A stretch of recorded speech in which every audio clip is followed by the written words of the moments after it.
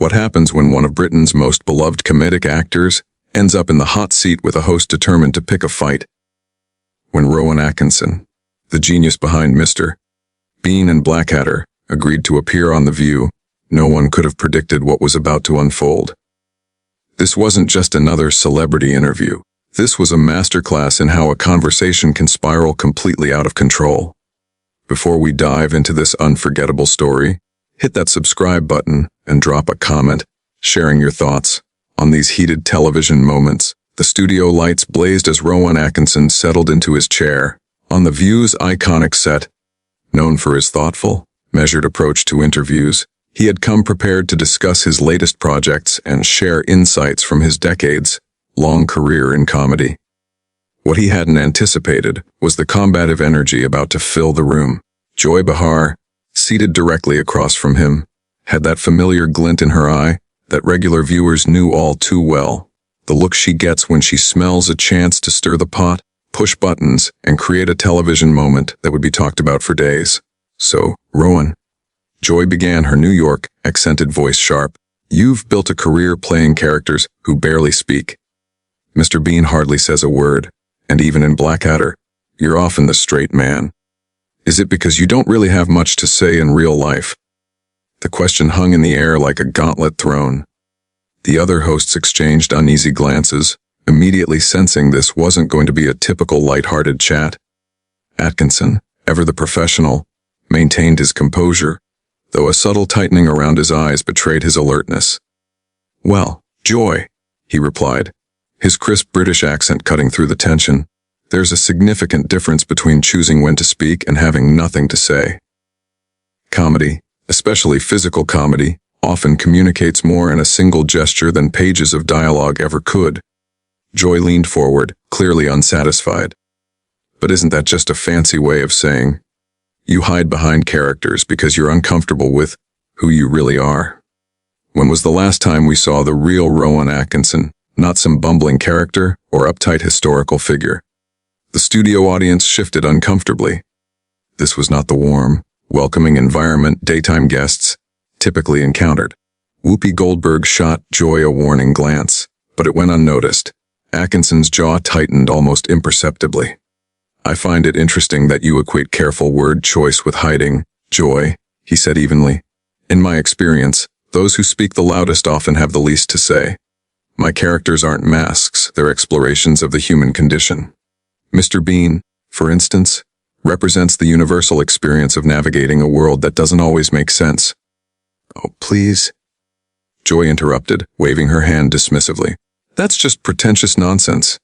You made millions playing a guy who acts like a child because it's easier than engaging in real adult conversations. At least here in America, comedians tackle real issues and say what needs to be said. Her words landed. Atkinson's polite smile faltered for a brief moment, revealing a flicker of genuine irritation. I wasn't aware geography determined the validity of one's artistic expression, he replied coolly. Joy, reducing complex creative choices to nationalist talking points is easier than engaging with the work itself. Joy's eyes lit up. She'd found her angle. Nationalist talking points. That's rich, coming from someone who built a career on the stereotype of the bumbling British fool. Tell me, Rowan, how does it feel knowing your most famous character is basically a grown man with the mental capacity of a toddler? What kind of message does that send to kids? The other hosts visibly squirmed. Sarah Haynes attempted to steer the conversation to Atkinson's upcoming projects, but Joy bulldozed past her.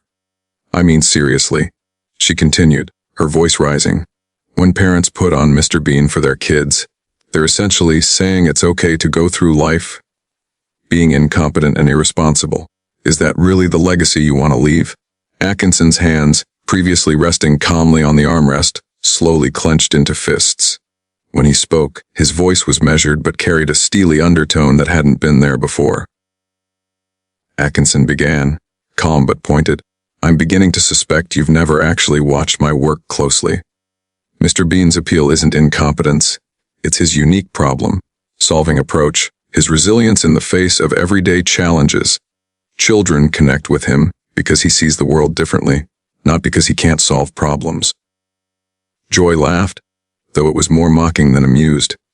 The guy can't put on pants without causing a catastrophe.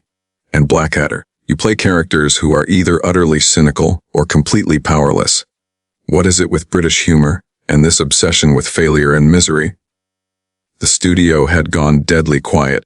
Even the camera operators seemed to sense that the interview had taken a dangerous turn. Atkinson's professional facade was cracking, revealing the artist beneath, the man who had spent decades perfecting his craft, only to have it dismissed by someone who clearly hadn't done her homework. "You're confusing sophistication with misery," Atkinson said deliberately. "British humor has always dealt with the complexities of life, the moments when things don't go according to plan. It's about finding grace and humor in those moments, not wallowing in them." Joy leaned in, undeterred. "Grace. There's nothing graceful about a grown man destroying a department store just because he can't try on a shirt." And Blackadder. "Those characters are mean-spirited, cruel." How is that funny? It was clear she hadn't just misunderstood his work. She'd fundamentally missed the point. She was attacking not just his characters, but the very foundation of his artistic philosophy. Atkinson leaned back, his expression unreadable. When he spoke again, his voice was quiet, but heavy with the weight of decades of experience. "Joy, it's becoming clear this conversation was never about my work or my career. You've made up your mind about what my characters represent without ever understanding them. But let me ask you this. When was the last time you created something that brought joy to millions of people around the world?" The question hung in the air like a gauntlet. For the first time, Joy seemed momentarily speechless. Then, her voice sharpened. "Excuse me, are you seriously questioning my credentials? I've been in this business for decades, written books, done stand-up, been on television longer than some of your fans have been alive." Atkinson raised an eyebrow, a subtle gesture familiar to fans, as the precursor to a verbal blow. "I wasn't questioning your longevity, Joy. I asked about creation, about bringing something genuinely new and joyful into the world. There's a difference between occupying space in the entertainment industry and actually contributing to it." The other hosts exchanged increasingly worried glances. Whoopi tried to redirect the conversation. "Maybe we should talk about your upcoming projects, Rowan." But Joy wasn't done. Her ego bruised. She pressed on. "I see. Typical British arrogance, isn't it? You think you're better than American television, so much more sophisticated. Let me tell you something, Mr. Bean. Your highbrow act doesn't impress me." Atkinson's tone sharpened. "Mr. Bean," he repeated slowly, each word deliberate. "You keep coming back to that character as if it's an insult. Do you realize Mr. Bean has brought laughter to children and adults in over 200 countries? That character has transcended language barriers and cultural differences in a way few pieces of entertainment ever achieve." Joy scoffed. "Oh, please. Transcended language barriers. He doesn't talk. A mime could do the same thing." Joy sneered. "Could they?" Atkinson's voice had sharpened now, the veneer of polite composure beginning to fray. "Because if it were that simple, Joy, why aren't there hundreds of internationally beloved mime characters? Physical comedy isn't just about not speaking, it's about understanding human nature so deeply that you can convey universal truths without words." "Universal truths?" Joy practically hissed. "What universal truth is there in watching a man struggle with a revolving door, or getting his head stuck in a turkey?" The reference was to one of Mr. Bean's most iconic sketches, but Joy's delivery made it sound crude and meaningless. Several audience members gasped at her tone. Atkinson's face went still.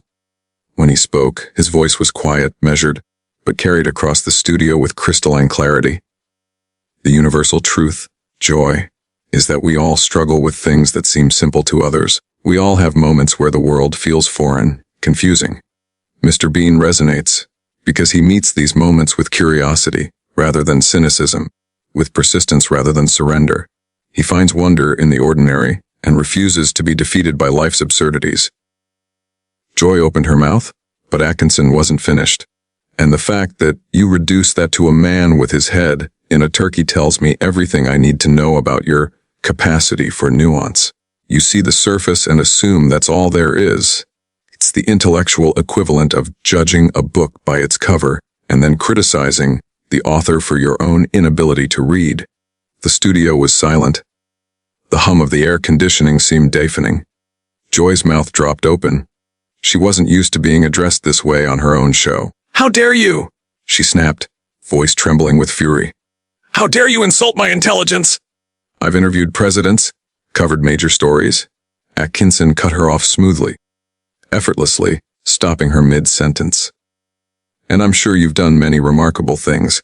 But let me ask you this, in all of those interviews, all of those stories, did you approach them with the same level of preparation you brought to this conversation? Because if this is representative of your journalistic standards, I'm beginning to understand why American television has the reputation it does abroad." Joy's face flushed crimson. "What is that supposed to mean? What reputation?" Atkinson smiled, but it wasn't a warm smile. It was the smile of someone who had been handed the perfect opening. "Well, Joy, there's a perception internationally that American daytime television prioritizes conflict over content, noise over nuance, that it's more interested in viral moments than actually informing or entertaining its audience. I always assumed that was unfair, but sitting here today, I'm starting to think it may be more accurate than I'd hoped." Pretentious, arrogant. Joy started to rise, fury written across her face, but Whoopi's firm hand on her arm stopped her. "Joy," Whoopi said, steadying, "maybe we should take a breath." But Joy shook her off. "No, I'm not going to sit here and let this pompous British snob insult me, my show, and my country on national television." Atkinson leaned back, utterly calm despite the storm he'd unleashed. "I haven't insulted your country, Joy. I've made observations about a particular approach to television, and I've pointed out that your criticism of my work seems rooted in a fundamental misunderstanding of what that work actually is. If you find that insulting, perhaps the problem isn't with the observations. The problem," Joy shot back, voice rising almost to a shout, "is that you think you're better than everyone else. You think your British sophistication makes you superior to us crude Americans." Atkinson remained maddeningly calm. "Actually, I think good comedy is good comedy, wherever it comes from. Thoughtful entertainment can come from anywhere, but criticism should be informed, and interviews should at least show a basic understanding of the subject matter. These aren't British expectations, Joy, they're professional ones." The other hosts looked anywhere but at the confrontation unfolding. The audience was dead silent, sensing the conversation had moved far beyond normal television boundaries. Joy abruptly stood, her chair rolling back. "I don't have to sit here and listen to this. This is my show, and I won't be talked down to by some has-been comedian who peaked 20 years ago with a character who can't even speak." Atkinson's composure finally cracked, not into anger, but into something colder or quiet, devastating disappointment. "Has been," he said softly, rising from his chair. "Joy, Bean's Christmas special aired last month and broke viewing records across 3 continents. My live performances sell out within minutes. But even if none of that were true, even if I were exactly the has-been you so desperately want me to be, it wouldn't change the fact that you've spent the last 15 minutes demonstrating a complete inability to engage with ideas that challenge your preconceptions." He paused, letting his gaze lock on hers, heavy with disappointment. "I came here expecting a conversation. What I found was a performance, and not a very good one." The words landed like a blow. Joy's face cycled through shades of red before settling on a deep crimson. The other hosts froze, unsure whether to intervene or let the spectacle continue. "A performance." Joy's voice trembled with rage. "You want a performance? I'll give you one. You sit there with your fancy accent and pompous attitude, acting like some artistic genius. But you know what you really are. A one-trick pony who got lucky with a character, so simple even children understand it. And the reason they understand it, it has the intellectual depth of a puddle." Atkinson stood completely still, absorbing the full weight of her attack. When he finally spoke, his voice was so quiet the studio microphones strained to pick it up. "Joy, listen carefully. I'm only going to say this once." He stepped closer to the panel, his calm presence commanding attention. "You've spent 20 minutes demonstrating why intelligent discourse is dying in American media. You came here with your mind made up, talking points prepared, and your agenda set, You had no interest in learning about my work, my process, or my perspective. You wanted a target, and you thought I would be an easy one. Joy opened her mouth to interrupt, but Atkinson's raised hand stopped her. She froze. The reason Mr. Bean has endured for over 3 decades, he continued, voice gaining strength, isn't because he's simple. It's because he's honest. He meets the world with curiosity, hope, and a willingness to try again when things go wrong. He doesn't assume the worst. He doesn't attack what he doesn't understand. In that sense, Joy, he is the opposite of everything you've demonstrated today. The studio was so quiet Joy's breathing was audible. For the first time, she seemed to realize she'd pushed too far. Now wait just a minute, she started. No, Joy. Atkinson cut in. You've had your minutes, several, in fact, and you've used them to prove my point about the difference between speaking and having something to say.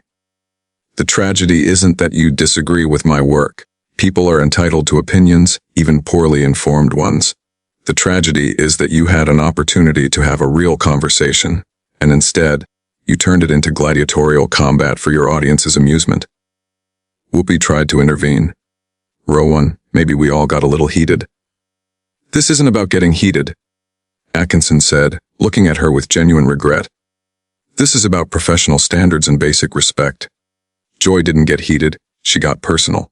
She attacked my work, and the intelligence of everyone who enjoys it. She reduced decades of creative effort to crude stereotypes, and had the audacity to claim her ignorance represents a higher standard of discourse. He turned back to Joy, who now looked distinctly uncomfortable under his steady gaze. You called me a has-been. You said I peaked 20 years ago. But let me ask you this.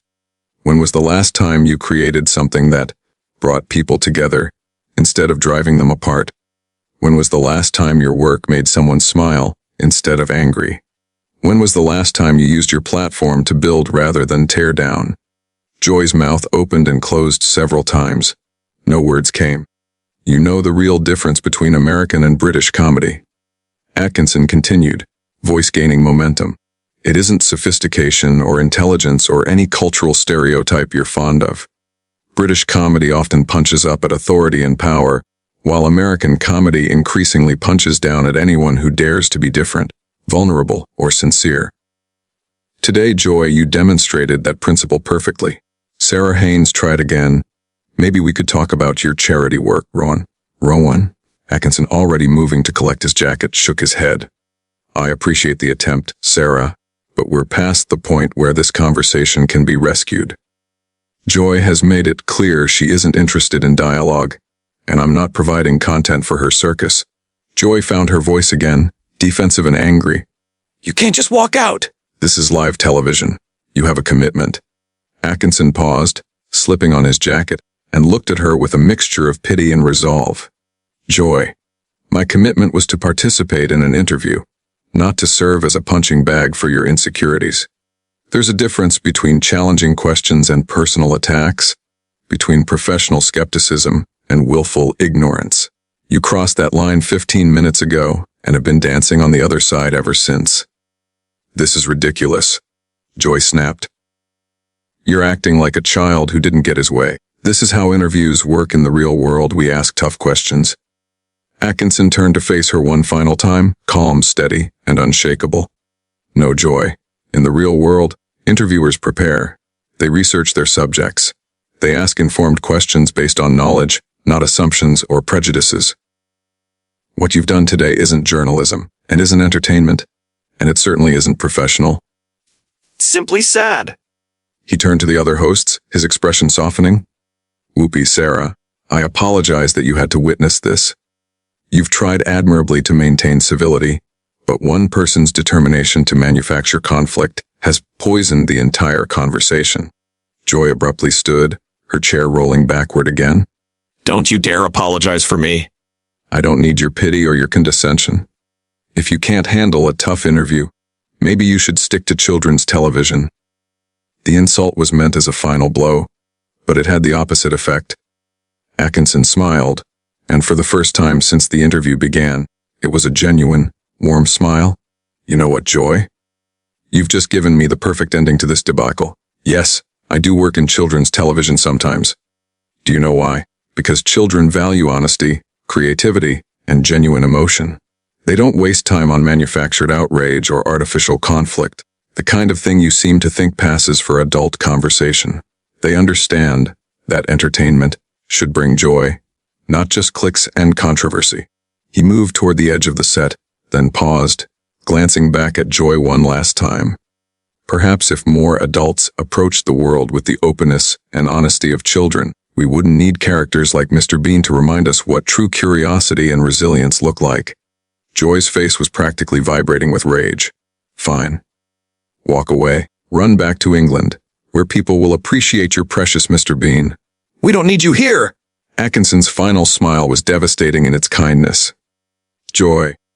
The beautiful thing about good comedy, good art, and good entertainment is that it doesn't matter whether you need it or not. It exists for anyone willing to approach it with an open mind and a generous spirit. Unfortunately, you've demonstrated today that those qualities are in short supply at this particular table. With that, Rowan Atkinson walked off the set of The View, leaving a stunned studio audience, bewildered co-hosts, and one very red-faced Joy Behar.